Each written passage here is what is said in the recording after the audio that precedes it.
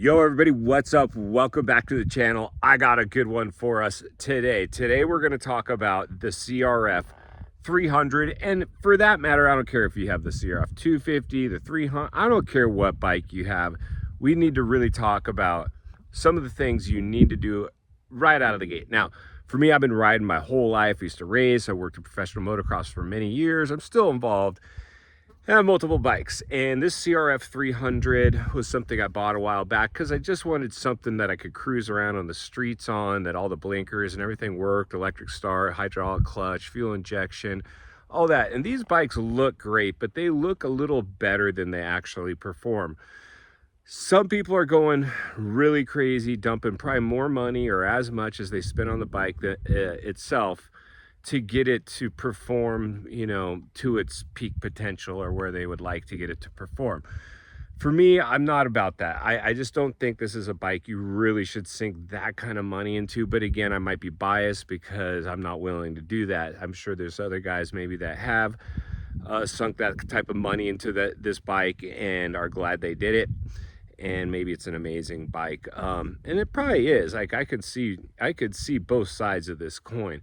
Now I've sunk a significant amount of money in this, but I really wanted to leave everything as stock. I didn't want to start doing motor mods. I didn't want to start messing with any of the internal stuff. I wanted to keep it very, very bulletproof and reliable. But one of the things I did not like about this bike is the way it looked. Because it comes basically, it's like an old man's bike. Not that I'm a young guy, but I certainly don't want to look like an old man when I'm on the bike. But one of the things about this bike that when it comes stock that I just could not handle, first of all, was that rear license plate holder that comes on that bike practically drags down to the ground. It is so big. And I'm sure, if you're hitting mud and flinging up stuff, it probably serves its purpose. But one thing it doesn't do is look very racy at all. The second one was the high mirrors, the big, tall, dual high mirrors. Now I can see if you're on a rally, maybe those stock pieces would lend itself to the rally a little better. But for me, I wanted this thing to look like a dirt bike, and it really, it's just not, man. Like, even when I had full-blown knobbies on it, now I have dual sport tires. When I was off-road on it, I mean, it hammered the fire roads just fine, but it's not torquey. It doesn't have unlimited amounts of power. The suspension has no adjustments, and it's really soft. So again, for me, I just wanted a good, reliable bike. Now, typically in the past, if this was a full-blown dirt bike, not street legal, what's the first thing you guys do? You guessed it, bars and pipe. You always throw a bars and pipe on this thing. For me, that was not important, although eventually I might do bars, and I was about to. I have some in my shopping cart, but I just did a bar pad grip combo, and it dressed it up to the point where it looks like it has bars. So until I bend these bad enough to where they need to be replaced, we will just run with it. But those are the two big things that I would say immediately to do to this bike to get it to look a little more racy is just get the tail tidy, which is the license plate holder, and get those mirrors off. I did this little just cheap plastic at Cherubies. I fold it down as soon as I get out, away from anywhere there's cops or up in the mountains. It just goes away. It's barely usable anyway. They sell these nice little black cap off caps to cap off where your old mirrors came out, so there's not just some open hole there. It looks finished off. I did also these breakaway levers, which I just think look cool in blue.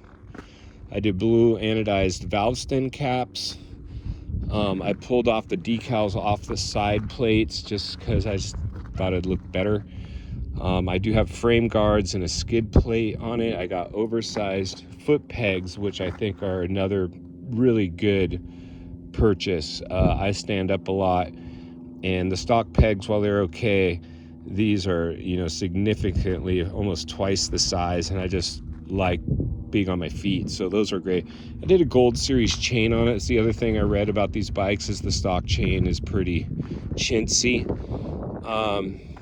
I did the CRF logoed oil fill cap on it. I did some rim tape just to, you know, why not? I love playing with stickers, and I thought that helped the bike out a little bit. Other than that, the only things you can't see is I did do a twin air